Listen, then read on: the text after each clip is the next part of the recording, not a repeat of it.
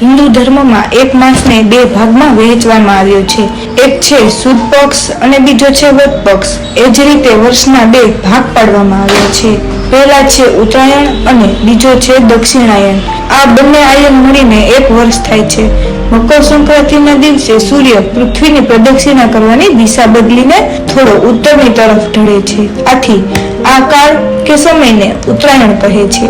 વેદ અને પુરાણોમાં પણ આ દિવસોનો ઉલ્લેખ જોવા મળે છે. ત્યારે આજે પણ આપણે વાત કરીશું મકર સંક્રાંતિની. મકર સંક્રાંતિના પૂર્વને હંમેશા 14મી જાન્યુઆરીએ મનાવવામાં આવે છે. તેને ઉત્તરાયણ તરીકે પણ ઓળખવામાં આવે છે.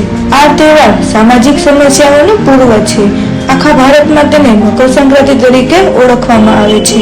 આસામમાં તેને ભોગીલો બિહુ નામથી ઓળખવામાં આવે છે. પંજાબ, હરિયાણા અને જમ્મુ કાશ્મીરમાં લોહડી, બંગાળમાં સંસ્કૃતિ, તમિલનાડુ, દક્ષિણ ભારત અને બંગાળમાં પોગલ, પશ્ચિમ ઉત્તર પ્રદેશમાં સંક્રાંત, પૂર્વ ઉત્તર પ્રદેશ અને બિહારમાં ખીચડી તરીકે ઓળખવામાં આવે છે. મકર સંક્રાંતિના જુદા જુદા રીતિ રિવાજ જોઈએ તો મકર સંક્રાંતિ શિશિર ઋતુની સમાપ્તિ અને વસંતના આગમનનું પ્રતીક છે. દક્ષિણ ભારતમાં બાળકોમાં વિદ્યાયન એટલે કે અભ્યાસ મકર સંક્રાંતિના દિવસે કરવામાં આવે છે.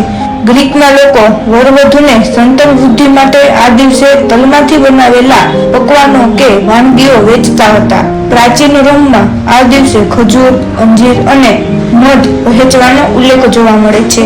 મકર સંક્રાંતિના દિવસે કેટલાક પ્રદેશોમાં કાળા કપડાં પહેરવાનો પણ રિવાજ પ્રચલિત છે.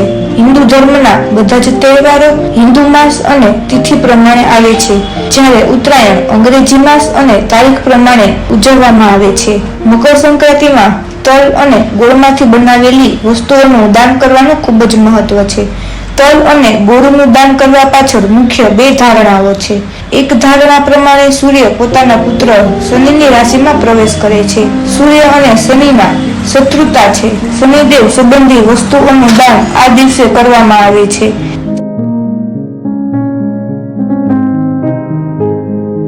શરદ ઋતુમાં તેનો ઉપયોગ કરવાથી શરીરને ખૂબ જ પોષણ મળે છે અને રોગ સામે રક્ષણ મળી રહે.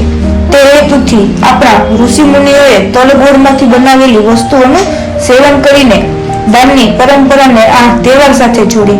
તલ, ગોળ, મગફળી, મગની દાળની ખીચડી વગેરે વસ્તુઓથી શીત પ્રકોપ સામે શરીરને રક્ષણ પૂરું પાડે છે. તે જ સાથે મકર સંક્રાંતિમાં પતંગ ઉડાડવાની વિશેષ પરંપરા રહેલ છે. મકર સંક્રાંતિ એટલે ઉત્તરાયણના દિવસે પતંગ ઉડાડવાની વિશેષ પરંપરા ભારતમાં અને ખાસ કરીને ગુજરાતમાં જોવા મળે છે. પતંગ ઉડાડીને મનોરંજન કરવામાં આવે છે. સંક્રાંતિનું ઘણું મહત્વ રહેલું છે.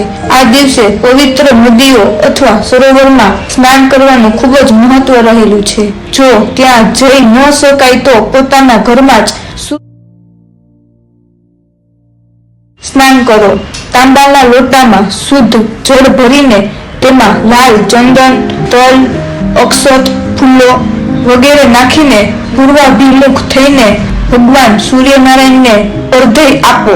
પછી તલ અને ગોળથી બનાવેલા લાડુ, ખીચડી, ઘઉં, વસ્ત્ર, પાત્રો, સાબુ વગેરેનું દાન કરો. મિત્રો, આ કાર્યક્રમ આપને કેવો લાગ્યો? જો આ કાર્યક્રમ આપને ગમ્યો હોય તો રંગોલી ગુજરાતી ચેનલને લાઈક, સબસ્ક્રાઇબ અને શેર કરવાનું ભૂલશો નહીં. રંગોલી ગુજરાતી ચેનલ સાથે જોડાઈ રહેવા બદલ આપનો ખૂબ ખૂબ આભાર. અને જો આપને આ વિડીયો ગમ્યો હોય તો લાઈક, કોમેન્ટ અને શેર કરવાની સાથે રંગોલી ગુજરાતી યુટ્યુબ ચેનલને સબસ્ક્રાઇબ કરવા નમ્ર વિનંતી.